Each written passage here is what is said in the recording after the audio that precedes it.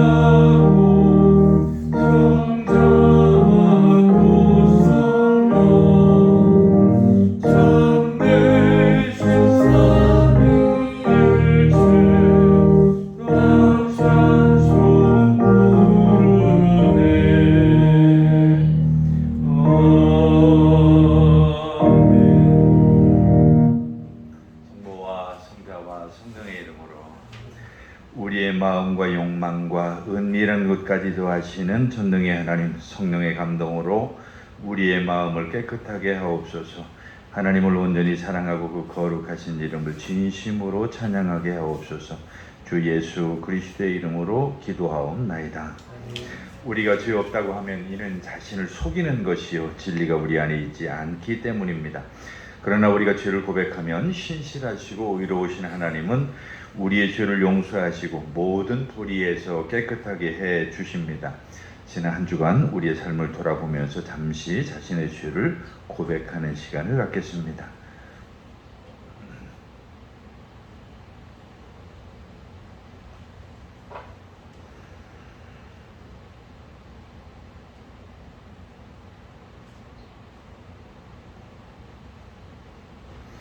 우리는 죄에서 벗어날 수 없음을 고백하나이다.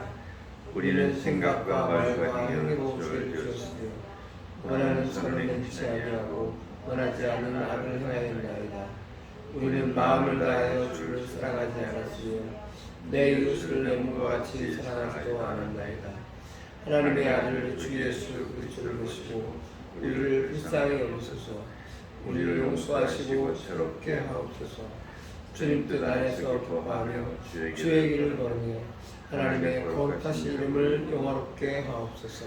전능하신 하나님 아버지께서 우리를 불쌍히 여기시고 그의 외아들을 보내시사 우리의 죄를 대신하여 죽게 하셨으며 그의 공로로 우리의 죄를 사하여 주셨습니다. 그러므로 소명을 받고 안수받은 하나님의 말씀의 종인 나는 주 예수 그리스도의 명하심에 따라 여러분의 죄가 사하여졌음을 성부와 성자와 성령의 이름으로 선포합니다. 이제 자리에 앉으셔서 찬송가 뒤의 교동문 28번 같이 교독하시겠습니다. 교동문 28번 시편 63편의 말씀입니다. 하나님이여 주는 나의 하나님이시라. 내가 간절히 주를 찾되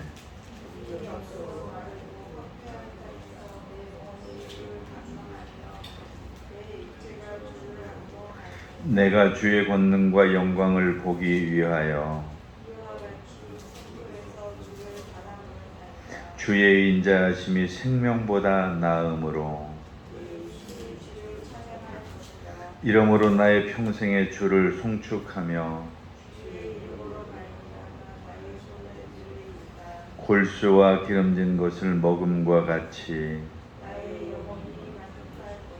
나의 입이 기쁜 입술로 주를 찬송하되 내가 나의 침상에서 주를 기억하며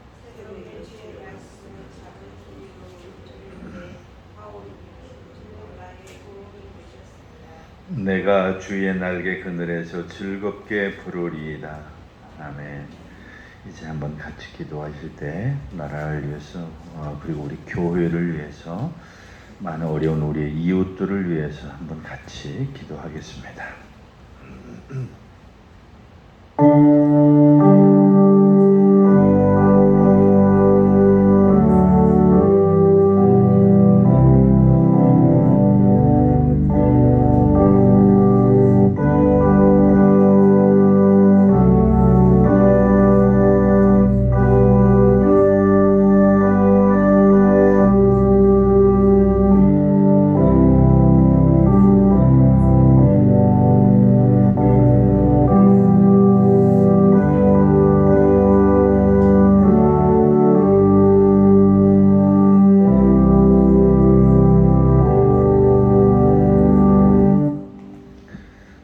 같이 보실 구약 성경의 말씀은 이사야서 56장에 있는 말씀입니다.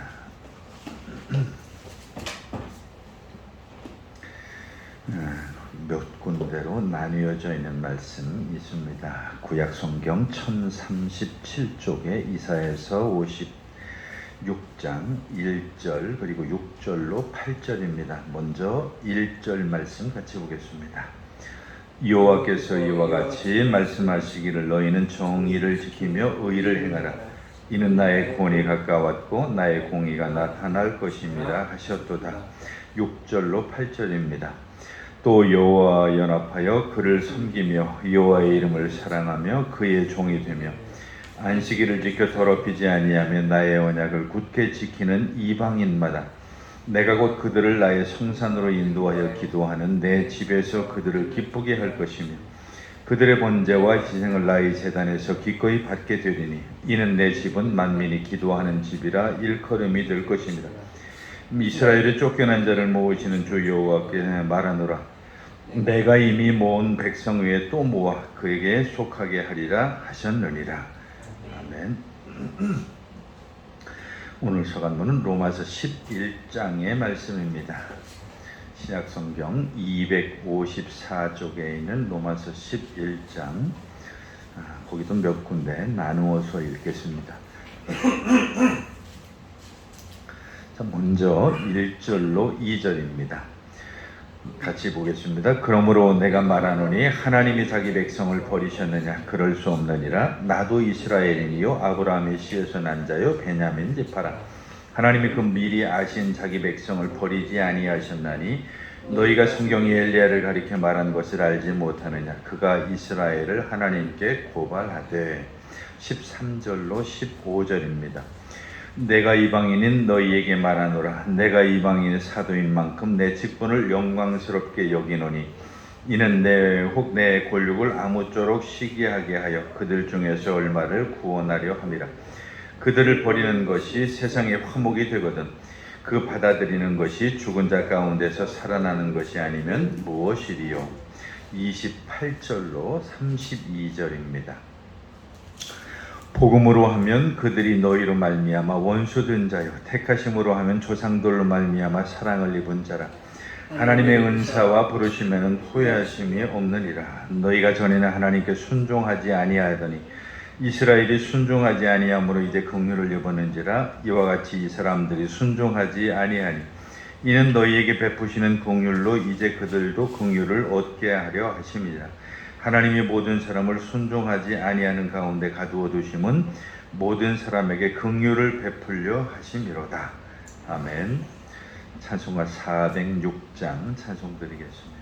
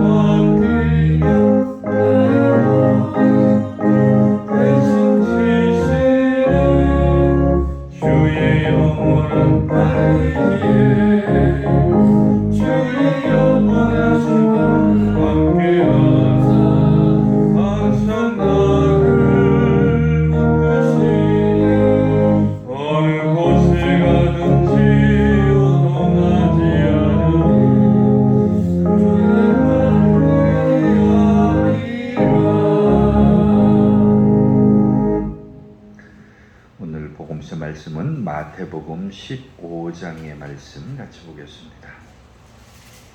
마태복음 15장 21절로 28절까지 있는 주님의 말씀을 펴시고 주님의 말씀을 듣기 위해서 자리에서 일어서시겠습니다.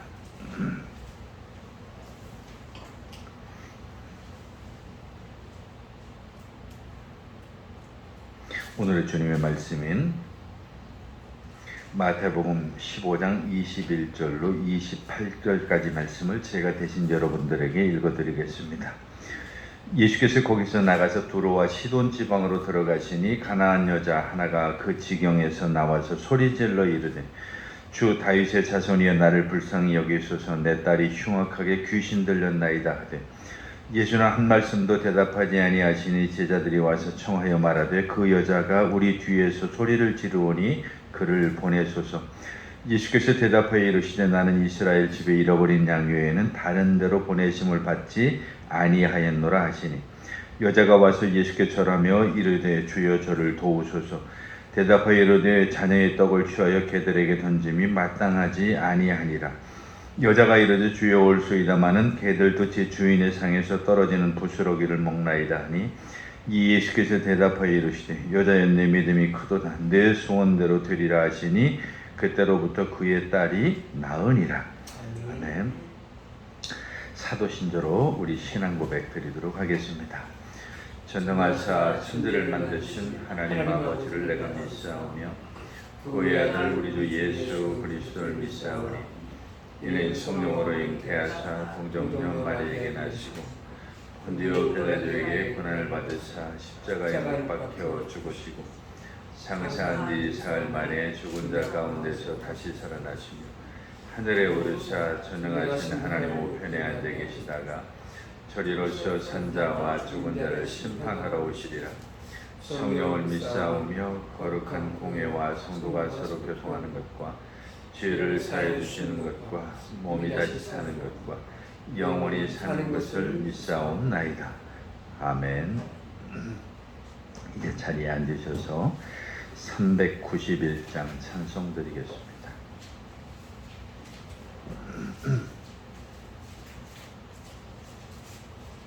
오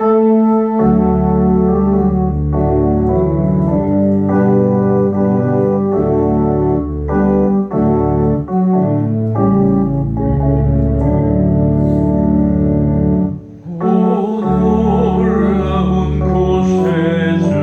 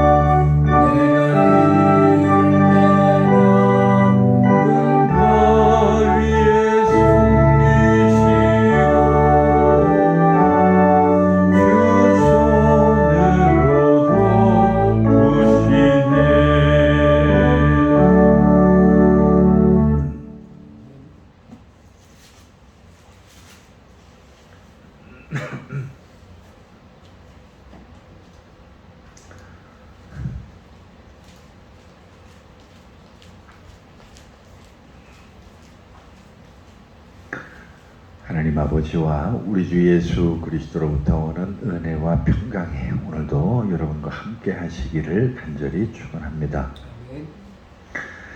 오늘은 같이 보셨던 우리 복음서 말씀 마태복음 15장 21절로 28절을 중심으로 해서 가나안 여인의 믿음에 대해서 같이 은혜를 나눠보려고 합니다.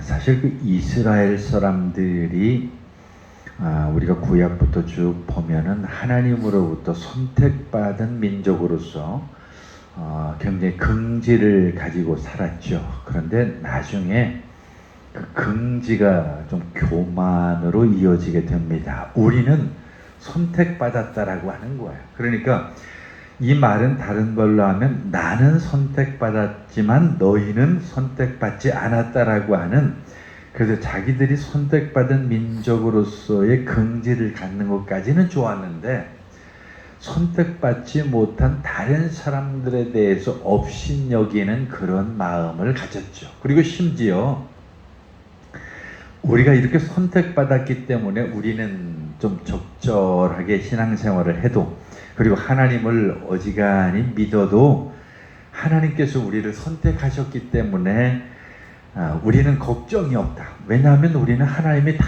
돌봐주실 것이고 하나님이 다 우리를 기억하실 것이기 때문에 우리가 조금 죄를 지어도 뭐 그렇게 하나님이 우리를 다 버리지 않을 것이라고 하는 좀 안일함에 사로잡혀서 그렇게 살았죠. 그래서 이스라엘 백성들이 가나안에 들어가서도 그렇고요, 여전히 그 하나님으로부터 자꾸 벗어나려고 하는 그런 죄를 범하게 됩니다. 그런데 오늘 우리가 같이 읽은 이 복음서 본문 말씀에 보면 의외로 그 하나님으로부터 선택받지 못했다고 생각했던 그 이방인들이 더 하나님의 축복을 받고, 그리고 그 이방인들이 더 하나님의 은혜를 힘입는 그런 하나의 기적이 일어나는 것을 보게 됩니다. 자, 이제 오늘 하나님께서 어떤 은혜를 그 이방 여인에게 내리는가, 그리고 그 이방 여인이 그 은혜를 받기에 충분한 어떤 믿음을 가졌는가라고 하는 것을 오늘 본문을 통해서 한번 같이 살펴보겠습니다. 오늘 본문 그 21절의 말씀에 보니까 예수님께서 지금 그 가나안 여인과 더불어 만나기 위해서 가신 곳이 어디냐 하면 두로와 시돈 지방으로 들어가셨다, 이렇게 성경은 거기 말씀을 합니다.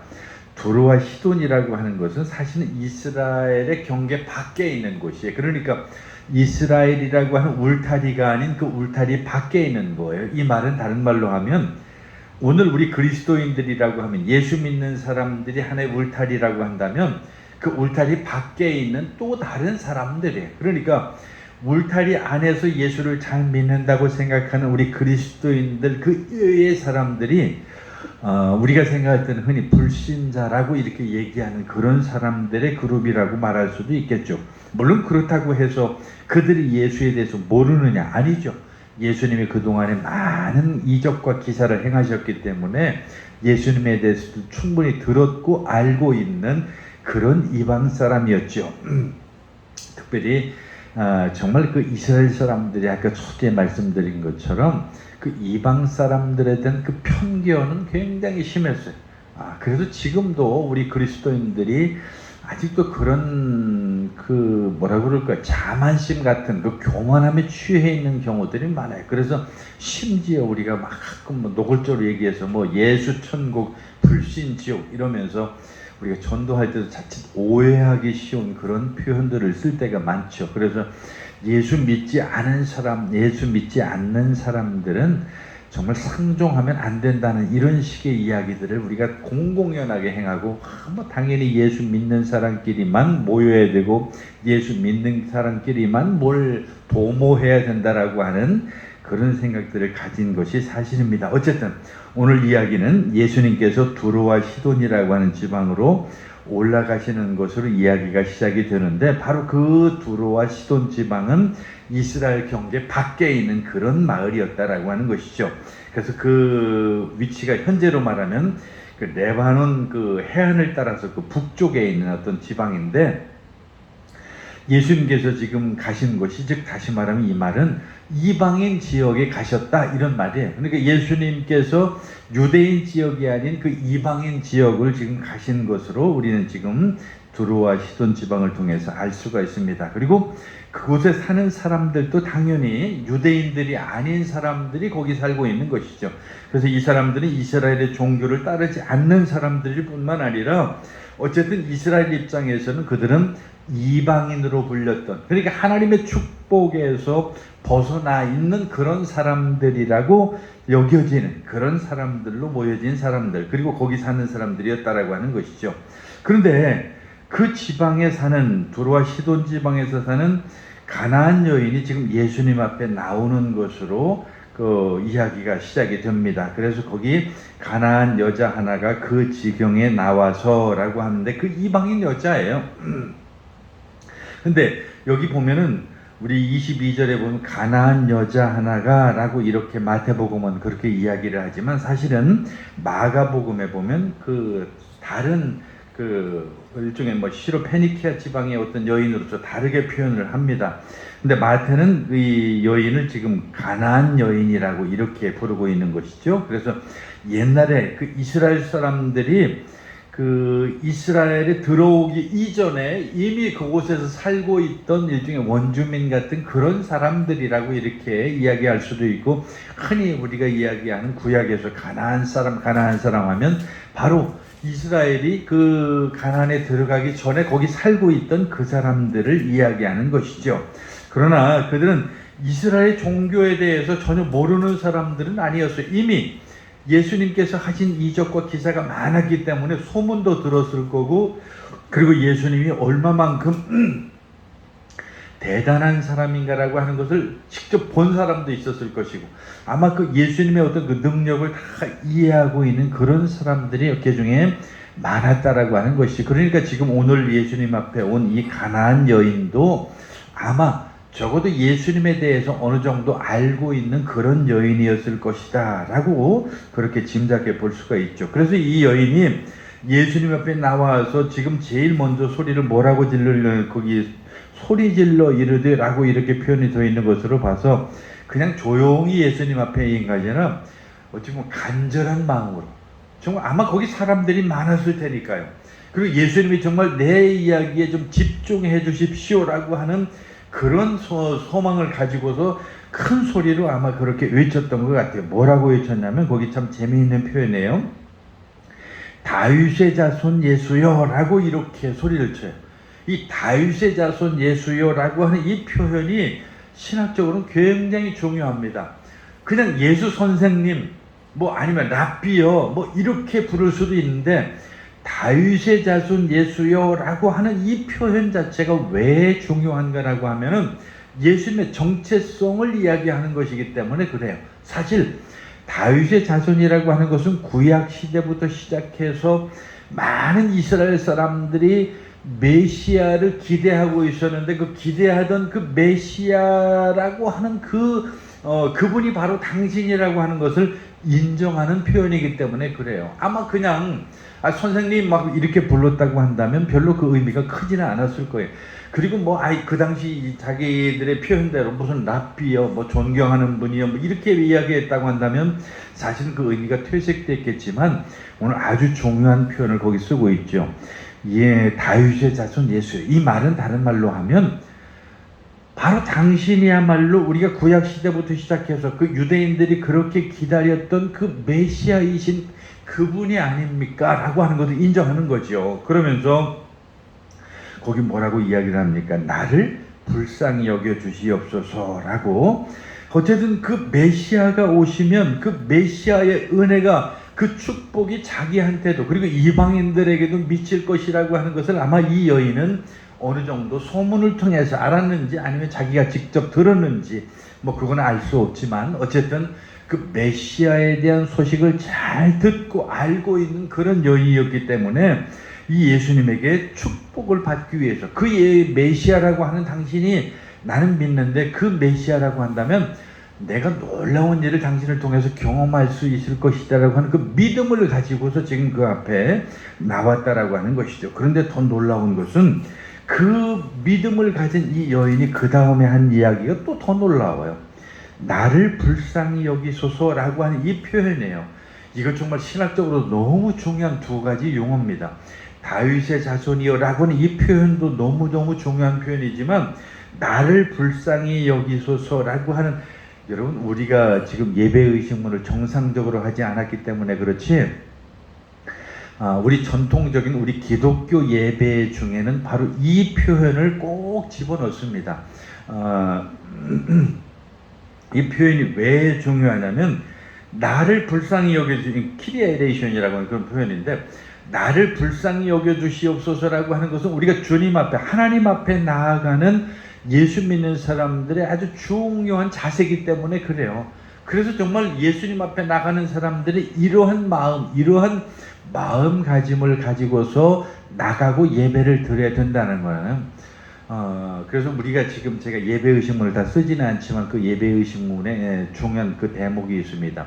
주여 우리를 불쌍히 여기소서 하는 그 우리 예배의식문에 한 토막에 그런 게 있어요.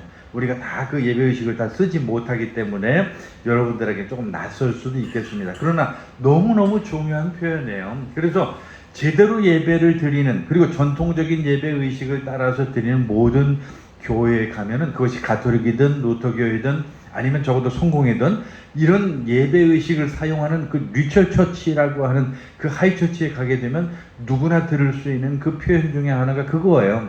주여 우리를 불쌍히 여기소서 하면 그 계속해서 그 연도가 이어지죠. 그래서 우리가 예배를 드리는 사람들의 가장 기본적인 그 마음가짐을 이야기하는 것인데, 이 여인이 말한 게 바로 그거였어요. 주님 나를 불쌍히 여겨주세요. 이 말은 다른 말로 하면 여러분들이 하나님 앞에 나아갈 때에 이 말을 다른 말로 표현하면 주님 나를 자비롭게, 주님의 자비를 나에게 베풀어 주시옵소서라고 하는 이런 표현이에요.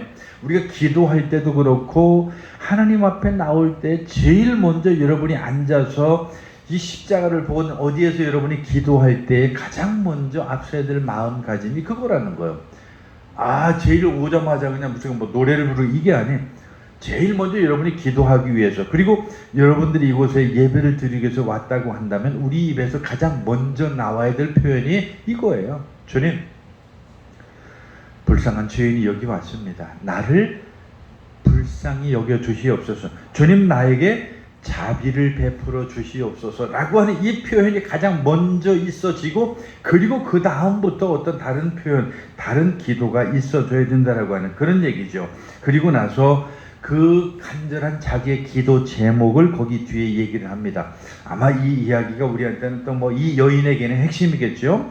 내 딸이 흉악하게 귀신 들렸습니다 라고 이렇게 얘기하는 거예요. 아마 모르긴 해도 뭐 우리가 짐작하건대 거기 흉악하게라고 하는 이 표현으로 봤을 때에 이 여인의 딸이 굉장히 어떤 그 정신적인 혼미함을 가지고 있었던 것이 아닐까라고 하는, 그리고 그것으로 말미암아서 굉장히 큰 고통을 당하고 있는 그런 여인이라고 하는 것을 우리가 짐작해 볼 수가 있죠. 얼마나 절박했으면, 그리고 얼마나 그 마음이 아팠으면 그 이방 여인의 자격인데, 이방 여인은 사실 그 유대인의 입장에서 보면 좀 무시하고 멸시하고 이런 사람들이거든요. 그런데도 불구하고 그것을 무릅쓰고서 예수님 앞에 나왔다라고 하는 그게 대단한 용기죠. 근데 그 용기가 어디서 나왔겠어요? 우리 한국인들이라고 하면은 그 대표적인 그 부모의 정신 중에 하나가 자식을 위해서는 자기 목숨도 버리는 게 우리 한국인들이라고 그래요. 필리핀 쪽도 그런 거예요? 어디나 그럴 것 같아요. 부모 마음이 그런 거죠. 그러니까 그 부모가 지금 이 여인도 마찬가지예요. 자기 자식이, 자기 딸이 그런 모양으로 있으니까 얼마나 마음이 간절했겠어요. 정말 그 마음속에 자기 딸을 위해서 기도하고자 하는 그 간절함이 있었기 때문에 그 이방 여인의 자격임에도 불구하고 자기를 무시하는 사람들인 그 틈바구니에서라도 그 예수님 앞에 나가서 다윗의 자손이여 나를 불쌍히 여겨 주시옵소서 하고 소리칠 수 있었죠. 그래서 그 소리치면서 내 딸이 흉악하게 지금 귀신이 들렸는데 어떻게 하면 좋습니까? 라고 하는 간절함을 지금 예수님 앞에 하소연하는 것이죠. 어쨌든 이런 것을 보면서 우리가 느낄 수 있는 것은 우리에게 다가오는 어떤 어려움 내지는 어떤 그 고통이라고 하는 것이 좀 잔인하기는 하지만 우리가 그 고통을 받아들이기는 힘들기는 하지만 우리의 믿음을 통해서 그 깊이를 더 깊이 하고 더 넓게 하는 데 있어서 우리의 이 고통만큼 좋은 것도 없다는 그런 생각을 하게 돼요. 만약에 우리가 배가 부르고 행복하고 그냥 걱정이 없다고 한다면 누가 예수님 앞에 나오겠어요? 만약에 우리가 모든 것이 잘 풀린다고 한다면 누가 하나님을 부르겠어요? 물론 처음에 당분간 부를지도 모르겠어요. 근데 사람이라고 하는 게 그게 안 되잖아요. 그저 열심히 그 서서 일하다 보면 우리가 앉고 싶고 앉으면 눕고 싶고 누우면 자고 싶은 게 그게 인간의 마음이에요. 지금이야 내가 어렵고 힘들 때 어떻게든 뭐 하나님이 나에게 이 기도를 들어주시기만 하면 정말 내가 모든 것, 내가 하나님이 원하시는 거 다 하겠다고 하지만 내 배가 불러보세요. 그게 안 되는 거예요. 언제 그랬느냐 잃어버려요. 저는 지금도 이렇게 평생을 살아가면서 제가 늘 마음속에 일종의 그 뭐라 그럴까요? 소원 기도라 그럴까요? 그 소원이라고 하는 표현은 좀 쉽지 않은 표현이니까 그렇게 하여튼 제가 어린 마음에 다짐했던 것 중에 하나가 제가 너무 힘들게 살았으니까 그 힘든 삶 속에서 하나님 내가 이렇게 어려움에 힘든 시절을 잘 벗어나면 정말 나는 참 어떤 사회사업가가 되면 좋겠어요 라고 하는 이런 생각을 참 많이 가졌던 것 같아요. 그래서 정말 어려운 사람들을 돕고 뭐 어떻게든 필요한 사람들에게 뭔가를 나누어 주고 그리고 그들을 위해서 내가 뭔가 할 수 있는 어떤 일을 내가 했으면 좋겠습니다라고 하는 그런 생각을 참 많이 했던 것 같아요. 근데 그게 어쩌다 보니까 제가 목사가 이렇게 됐는데 정말 제가 목사가 안 됐다고 한다면 아마 무슨 사회복지사가 됐든지 사회사업가가 됐든지 모르겠어요. 하나님이 또 제 남은 제 여생을 통해서 저를 통해서 축복해 주심으로 내가 또 누군가에게 많은 것을 나누어 줄 수 있는 그런 일을 하게 만들어지는지 만드실런지 저는 알 수는 없지만 그런 생각을 참 많이 했어요. 내가 너무 어려우니까 어려운 사람들이 생각이 나는 거예요. 그게 참 얼마나 우리 믿음을 돋구는데 그리고 믿음을 깊이 하는데 좋은 것입니까? 마찬가지예요. 우리에게 어떤 어려움이 다가온다라고 하는 것은 정말 우리에게 하나님의 은혜로 말미암아 그것이 내 믿음의 도약 내지는 믿음을 업그레이드할 수 있는 좋은 기회가 왔다라고 이렇게 생각하면 맞죠. 정말입니다. 삶이 순탄하고 너무 잘 풀리게 되면 우리는 하나님을 잊을 수밖에 없어요. 안 돼요. 그게 마음대로 안 된다니까요. 내가 육신은 원이로든 마음은 원이로든 육신이 안 된다는 그런 말이 있잖아요.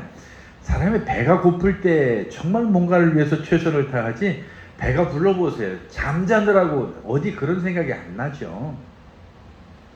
어쨌든 우리가 삶이 순탄하고 잘 풀리게 되면 하나님의 축복을 아주 당연하게 여길 수밖에 없는 게 우리 인생이죠. 그렇지만 우리에게 어떤 고통이 다가오면 정말 힘든 일이 우리에게 다가오면 누가 시키지 않아도 교회를 찾아오고 누가 시키지 않아도 기도하게 되고 누가 시키지 않아도 성경을 읽게 되고 누가 시키지 않아도 정말 주여 하고 외칠 수밖에 없게 되는 것이 바로 우리 인간이라고 하는 거예요.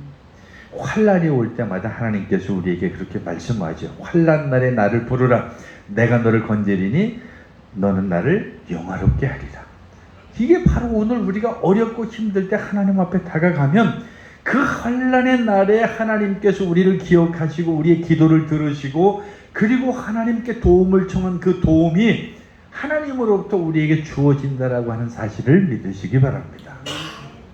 지금 이 여인이 예수님 앞에 나와서 주님 나에게 자비를 베풀어 주시옵소서 나를 불쌍히 여겨 주시옵소서 라고 이렇게 외치고 있죠. 정말 아까 제가 말씀드린 대로 너무 중요한 거예요. 우리는 주님을 부르고 그리고 하나님의 자비를 우리는 구하고 그리고 우리는 모든 우리의 필요를 우리 삶의 세상에 어떤 여러 가지 많은 문제와 고민과 걱정을 가지고 하나님 앞에 나아가는 거죠. 그리고 우리는 하나님의 도움이 필요한 그런 삶을 살 수밖에 없고 그리고 그 자비가 필요할 수밖에 없는 그런 인생이 바로 인간이에요. 그렇기 때문에 우리가 하나님 앞에 나아가지 않고 견딜 수 없는 거죠. 이것이 바로 하나님께서 우리에게 주시는 은혜요 자비라고 하는 것입니다. 그래서 예수님께서 오셨고 그 예수님이 우리에게 그와 같은 은혜를 베풀어 주신다라고 하는 그런 것이죠. 어쨌든 예수님께서 그 십자가에 달려 죽으심으로 말미암아 그 모든 것을 다 이기시고 모든 것을 다 경험함으로 말미암아 어렵고 힘든 가운데 있는 우리를 구원하실 것이라고 하는 것, 구출하실 것이라고 하는 사실을 믿고 고백할 수 있는 저와 여러분 되시기를 바랍니다. 어쨌든 하나님의 이 자비라고 하는 것은 우리의 어렵고 힘들고 고통스러운 우리 삶에 대한 하나님의 응답이라고 하는 것이죠. 그래서 우리가 힘들고 어려울 때마다 하나님께서는 우리를 불쌍히 여기시고 그 고통 가운데서 우리를 건져주시는 분이 곧 하나님이라고 하는 것입니다. 정말이지 이 세상은 우리가 살아가기에 그렇게 녹록하지 않은 세상이에요. 이 세상을 재미있게 사는 사람처럼 보이지만 그리고 이 세상에 늘 아무 걱정도 없는 것처럼 보이는 그런 사람들이지만 막상 가서 이야기를 나눠보고 막상 그 내면을 돌아보면 이 세상의 모든 사람들이 다 힘들고 어렵고 고통스럽고 걱정이 있고 근심이 있고 고민 없는 사람이 없어요. 다 힘들어요. 그 말 바로 그러한 고통 속에서 그러한 어렵고 힘든 것 속에서 우리가 외칠 수 있는 그리고 우리가 할 수 있는 것은 아무것도 없잖아요. 그때 우리가 할 수 있는 것은 바로 이 한마디죠. 주님 나를 불쌍히 여겨 주시옵소서. 주님 나에게 자비를 베풀어 주시옵소서. 이게 우리가 할 수 있는 한마디예요. 그래서 우리가 이러한 기도를 함으로 말미암아 하나님께서 그 기도를 들으시고 그 기도에 응답하시는 거죠. 오늘 본문에도 보니까 예수님께서 응답을 하시는데 사실은 우리가 생각 밖으로 정말 너무 충격적인 대답을 하시죠. 뭐라고 대답을 하시냐면 23절에 보면 한 말씀도 대답하지 아니하셨다. 이게 바로 어떤 의미에서 우리에게 참 힘들게 하는 거예요. 지금 내가 무슨 어렵고 힘든 일이 있어서 주님 내가 이렇게 어렵고 이렇게 힘들고 내가 이렇게 고통스럽습니다 라고 하면서 하나님 앞에 간절히 기도하니까 그냥 하늘에서 무슨 도깨비 방망이처럼 뚝딱하고 뭐가 뚝 떨어지면 얼마나 좋겠어요. 정말이에요. 내가 기도할 때 그 기도가 순간적으로 팍 응답이 되면 얼마나 좋겠어요. 근데 아니에요. 그게 안 돼. 오늘 여기 말씀이 바로 그것을 우리에게 설명해 주는 참 중요한 말씀이에요. 그때 이 여인이 나를 불쌍히 여기소서 하면서 간절하게 호소하지만 한 말씀도 대답을 안 했다고. 이거 정말 얼마나 이 여인의 입장에서 보면 마음이 아팠겠어요. 뭔가 대답을 해줘야 되는데 내 간절함에 응답이 있어야 되는데 한 말씀도 안 했다고 이렇게 말씀하고 있는 것은 정말 굉장히 예수님이 냉정해 보이죠. 그것뿐만이 아니에요. 그 뒤에도 보면은 더 정말 심한 말씀을 하시는데 그 뭐라고 말씀하시는 거 아니? 제자들이 심지어 이제 그 다음 예언은 그 말씀이죠. 심지어 아무 말씀을 안 하시니까 이제 제자들이 답답했던 것 같아요. 말씀하세요. 저자들이 와서 말하되 그 여자가 우리 뒤에서 소리를 지르오니 그를 보내소서라고 해요.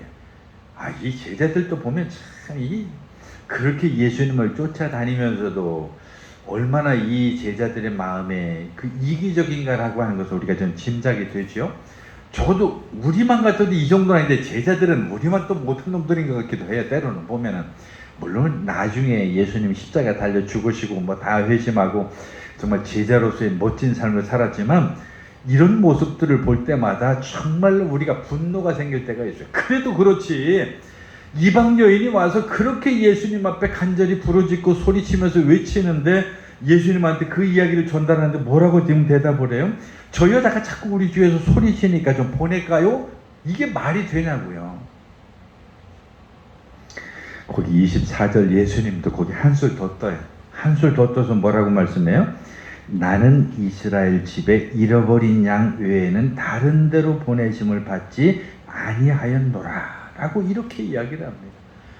나는 이스라엘의 그 잃어버린 양 외에는, 그러니까 이 말은 다른 말로 하면 나는 유대인들을 위해서 이 자리에 왔다라고 하는 이런 말씀이라고 이렇게 볼 수도 있는데, 예수님이 어떻게 이렇게 냉정하게 말씀을 하실 수 있는지 우리로도 정말 이해되어지지 않는, 정말 어떻게 이해될 수 없는, 그래도 예수님도 보면 그 제자들하고 다를 게 없구나라고 이렇게 느껴지는 그런 말씀을 지금 하고 있는 거죠. 그래서 예수님께서 그 여인에게 나는 이스라엘 집이 잃어버린 양에게만 보냄을 받았다라고 이렇게 말씀하셨기 때문에 우리는 더 이해할 수가 없어요. 그리고 그것은 진짜 사실 그렇게 말씀했죠.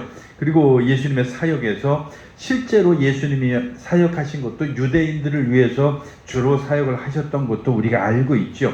어쨌든 그 사람들을 위해서 오셨기 때문에 그랬던 거라고 이렇게 말할 수도 있겠죠. 그러나 이스라엘에 대한 축복의 약속은 이스라엘과 접촉하는 이방인들도 포함한다라고 하는 것을 우리는 여기서 이해할 수가 있어야 된다라고 하는 것입니다. 어쨌든 예수님께서 그렇게 말씀하셨다라고 하는 것은 좀 여기까지는 우리가 이해가 안 되죠. 근데 여기서 포기했다고 한다면 아마 모든 일이 끝났을지도 몰라요. 그리고 이 여인이 여기서 단념을 하고 뭐 할 수 없지 하면서 집으로 돌아갔다면 여기서 모든 사건이 끝났을지도 몰라요. 그런데 이 여인이 거기서 그치지 않아서 더 놀라워요. 그 믿음이. 예수님 앞에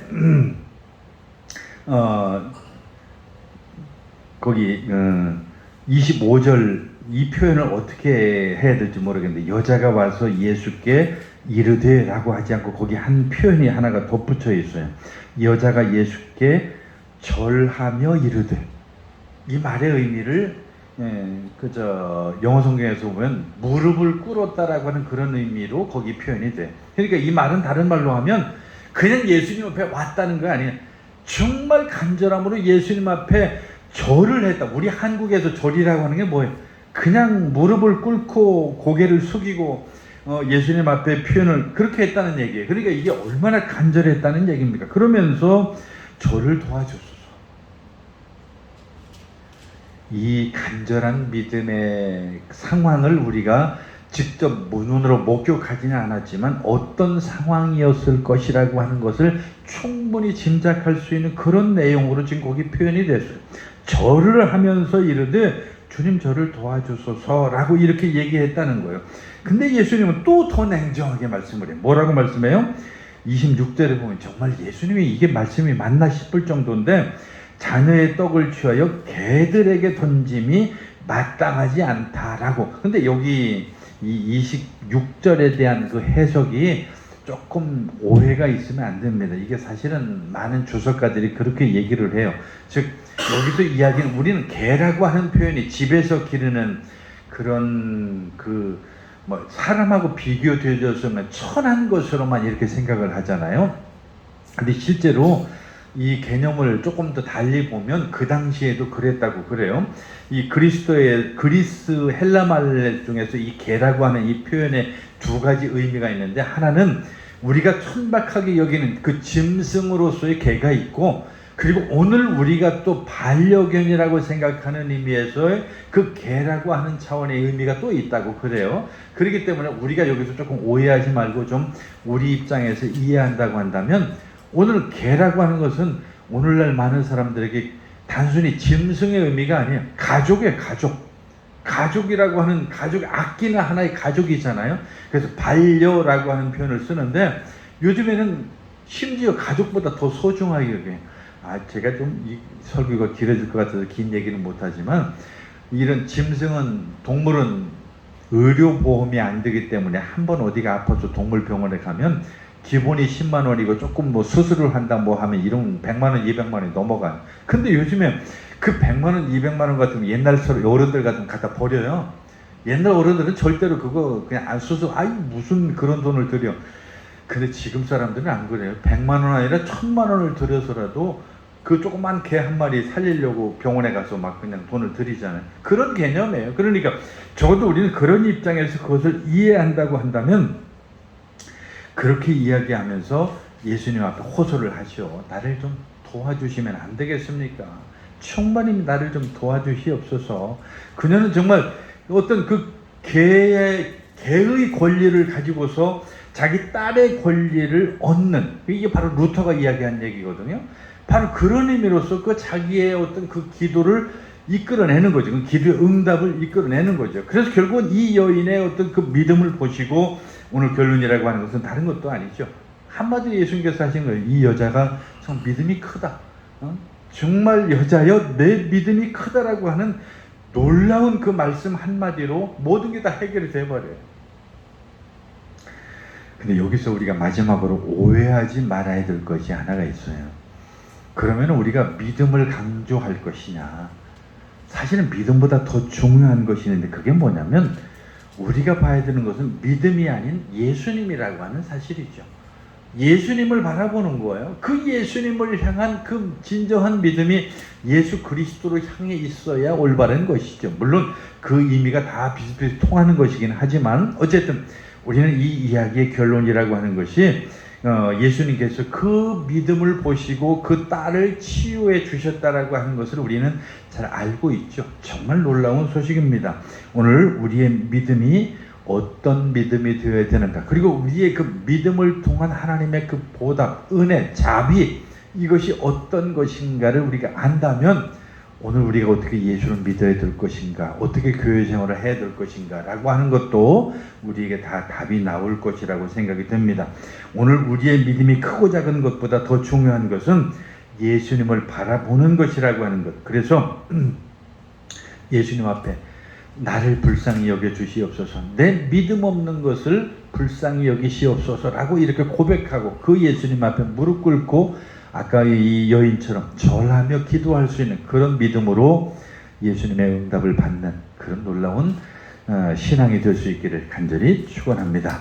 기도하겠습니다. 사랑이 많으신 하나님 아버지, 오늘 큰 믿음을 가졌던 가나안 여인을 봅니다. 오늘 우리에게도 그와 같은 큰 믿음을 가짐으로 정말 하나님 앞에 우리의 간절함이 응답을 받고 그 안에서 정말로 하나님의 귀한 은혜 가운데 그 자비를 힘입어 살아갈 수 있도록 도와주시옵소서. 예수님의 이름으로 기도하옵나이다. 아멘.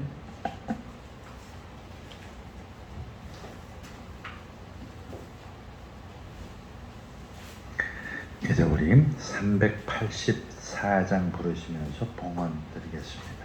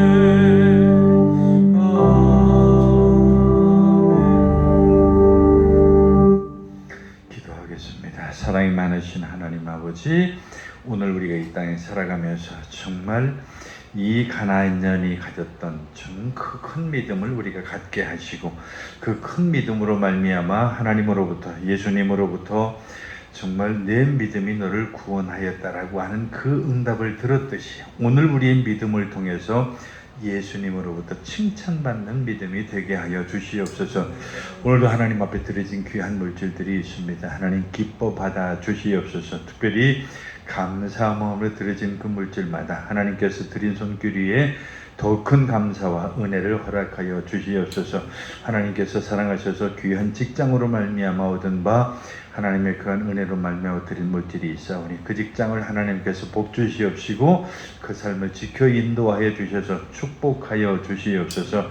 특별히 하나님의 은혜로 말미암아 병상에서도 하나님의 은혜를 기억하여 드린 물질이 있사오니 하나님 기억하여 주시옵시고 건강으로 하나님께서 채워 주시옵소서. 여러 가지 여러 모양으로 드린 물질마다 그 마음에 간절히 기도하는 바 기도에 간절한 제목도 있을 줄 아오니 그 믿음대로 채우시고 축복하여 주시옵소서. 드리지 못한 손길 위에 은혜를 더하시고 하나님의 은혜로 말미암아서 더 큰 믿음으로 하나님의 일을 감당할 수 있도록 도와주시옵소서. 예수님의 이름으로 기도하옵나이다. 아멘. 예, 주보 뒤에 있는 광고 내용 참고하시기를 바라겠고요. 여전히 날씨가 많이 덥습니다. 사실은 처서가 이제 수요일날이 처서인데 처서가 되면 모기 입이 비뚤어진다고 그래서 이제 모기도 추워서 다 없어진다고 하는 게 처서인데 어찌된 일인지 많이 덥습니다. 건강에 유의하시기를 바라겠습니다. 이제 거기 나와 있는 다른 내용들은 주보를 참고하시기를 바라겠고요. 다 같이 자리에 일어나셔서 1장 찬송 부르시고 축도로 마치겠습니다.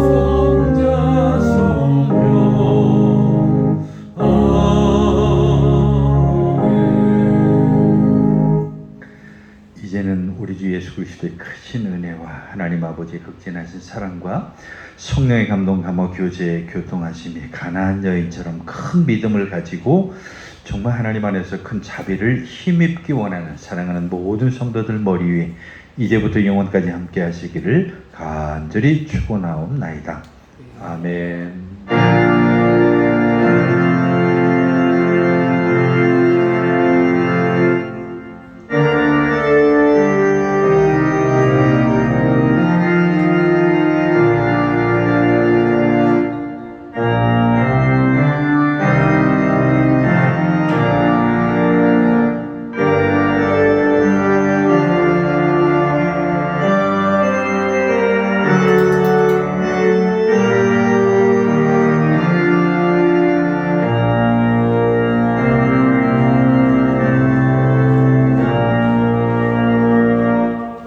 마치겠습니다. 평안히 돌아가십시오.